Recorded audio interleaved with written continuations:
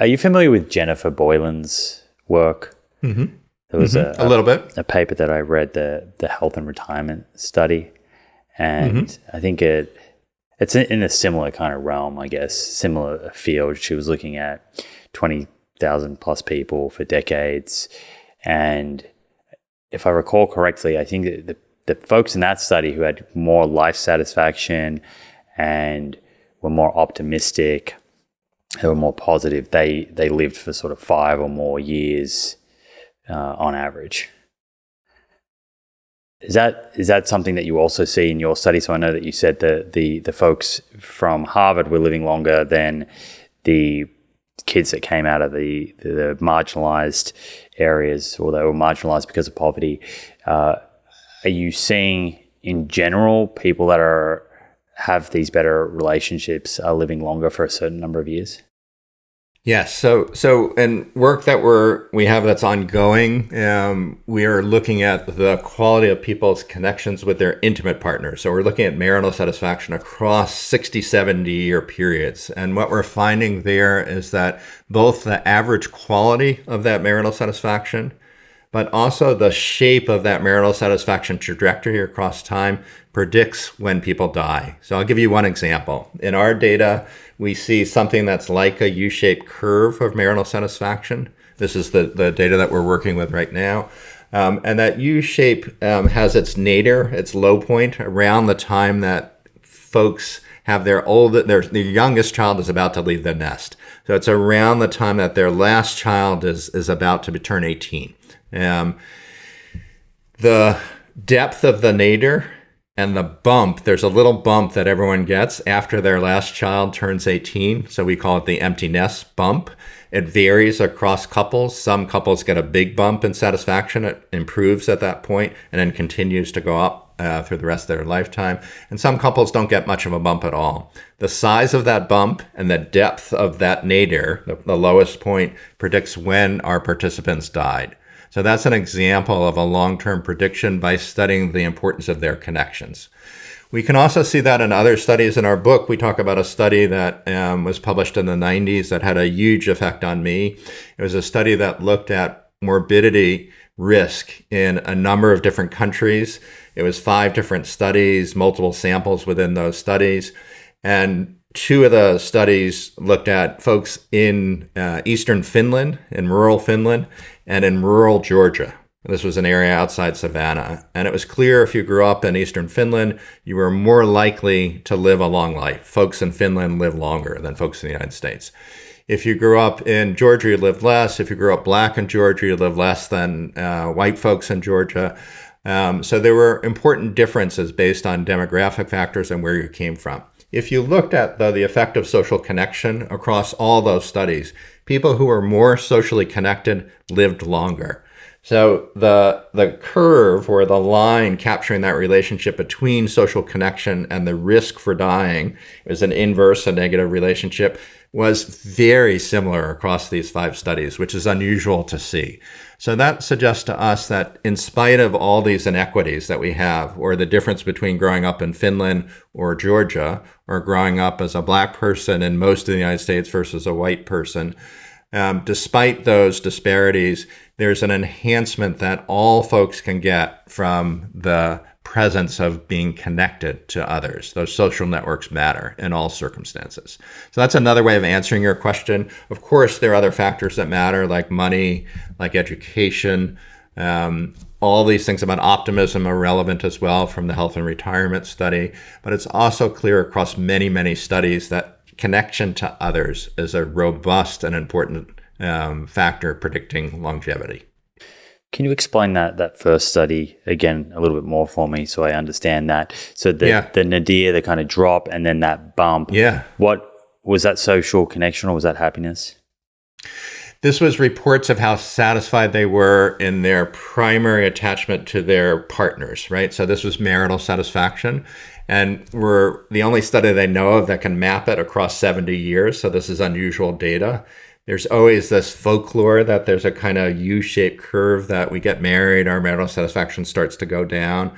Evidence is accumulating that that's true. And it often is thought to go down until kids are ready to leave the nest. And our data shows exactly that is what we see. But the exciting part is the part I think you're trying to get at, Simon, is the depth. So how far it goes down in those first 15, 20, 25 years of marriage, depending on how many kids you have, predicts how long you live. And the little bump that seems to be present that we call an empty nest effect in these data seems to also be associated with a boost in longevity as well. So I want to make this more kind of real for folks. If I have kids that have left the nest, my boys are young adults. The question is whether you're able to lean in and reconnect with your partner with that newly available time that you might have, or whether you suddenly realize that we don't really have anything in common other than we're parents to kids that we spent a lot of time with. People experience very different times when their children are out of the house. For folks who are able to lean in, to reconnect, to cultivate that relationship at that time, these data suggest that there's a payoff in how long that you live. And so with that nadir, so the deeper that is, the more, I guess, disconnection, the shorter the shorter the life those people ended up leading.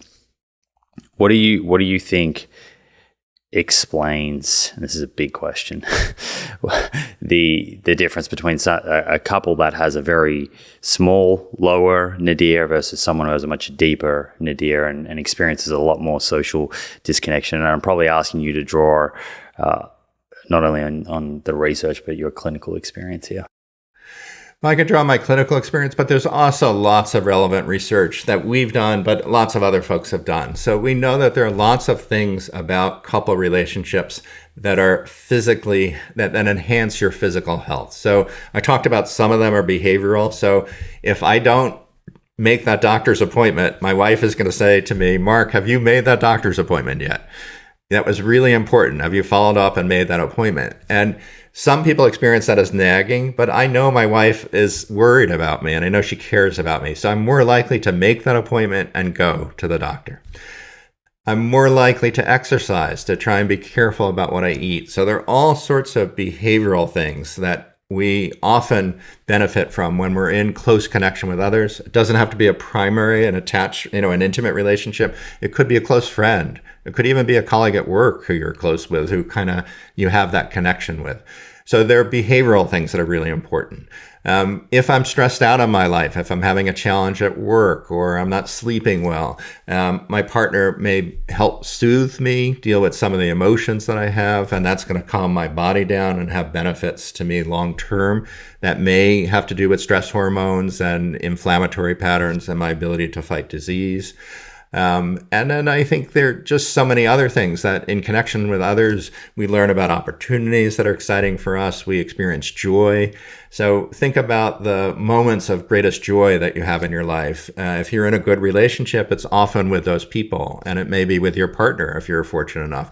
Those are those moments of incredible joy and happiness, and that's really good for our bodies as well. So I think there are a lot of mechanisms that relate to why good marriages, as indicated by marital satisfaction, and a lack of dip during a challenging time normatively for many couples, why that may be associated with health benefits. Do we know the kind of characteristics that people have who have higher marital satisfaction? Is there personality traits? Is there different coping mechanisms? Is there some explanation for, I guess, psychological differences between people or things that people could think about such that they can hopefully experience less disconnection through that period of their life? Yeah, so that's another, not an easy question, a complicated one, but one that we've thought a lot about. And the answer is yes to all of your ideas about what might be related. And there are other important things. So I would say couples that flourish, that have satisfying, trusting relationships in which both people feel nurtured and connected and able to grow, are a few things. One is that ability to form trust, that we need to be able to be vulnerable with someone else, to share important aspects of our life. That's what intimacy is about, is sharing internal experiences with others that often include things that make us feel vulnerable. So this is an example. I'm, thinking about when I might retire in the future. That's not an easy conversation for anyone to think about. Being able to have that conversation with someone I trust and who I know has my well-being at heart, that's an incredible benefit. And good marriages allow folks to experience that trust. Navigating differences is a critical piece of that. So it's an incredible thing when we're in a relationship with someone else, particularly a marriage. We evolve over time. I'm not the same person I was when I was in my 20s, and that's a good thing. I've changed and I've grown. My wife has also changed and grown. So for some people, they get frustrated. You're not the same person, that I married. You've changed. Well, of course we change, and we often change for the better. But sometimes we also experience challenges. So the ability to navigate that evolution of each of our own characters and our personalities and what's important to us, and in fact, to do it in a way that enhances our ability to grow and maybe to seek new opportunities. So maybe I want to do something different in my work life. If my wife, my partner, is encouraging of that, that gives me the opportunity to do that with the security that comes with knowing someone has my back as well. So those are critical pieces of relationships. Navigating emotions when we have conflict, because differences are inevitable for all relationships, including our closest relationships. And I think being able to help each other navigate challenges outside of the marriage. Those are some of the key ingredients, I think, for success in marriage.